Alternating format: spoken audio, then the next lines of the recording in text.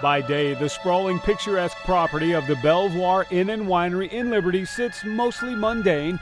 It oozes of Jacobean revival architecture and humanitarian history paved by the Missouri International Order of Oddfellows.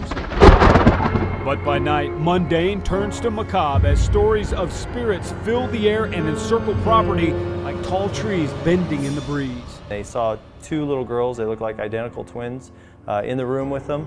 They were there for about 5 seconds and they were gone. Apparitions, footsteps, voices, doors creaking, pianos playing without reason.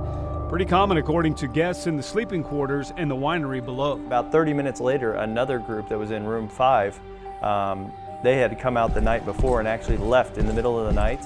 And they said that two little girls were in their room at 2:30 as well, but they didn't stay the night, they went ahead and left. Outside of the main building sits a dilapidated old folks home, a harrowing hospital, an ominous orphanage, and a cemetery with 600 haunting headstones. You get to hear what everybody had at each location. The perfect playground for Keith Ross and his group of paranormal investigators. We have a SLS cam that we use.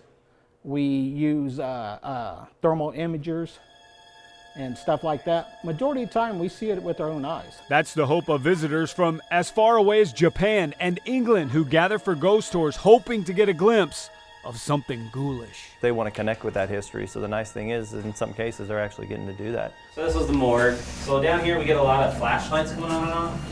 Like right now. Can you please turn the other flashlight off? We can see these lights moving around. It's very bright. Thank you very much. Look at there. You see it? Yeah.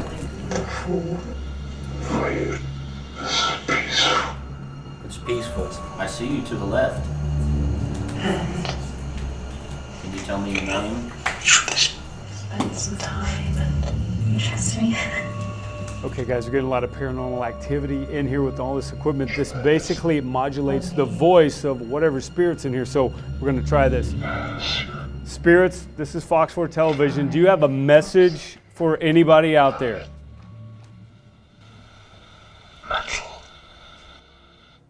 Sound like you said nothing. That's what it sounded like to me. Apparently we're in their way. They don't have a message for us. At least they didn't tell us to get out. Real or fake, doesn't really matter. And that's the point, according to the folks at the Bellvoir. We want the people that are never had an experience, don't believe, we want them to come here with an open mind and see what takes place, let them make their own decisions. If you go out and you go on an investigation and a raccoon runs through the room, I want people to know, okay, that was a raccoon, that was not a ghost.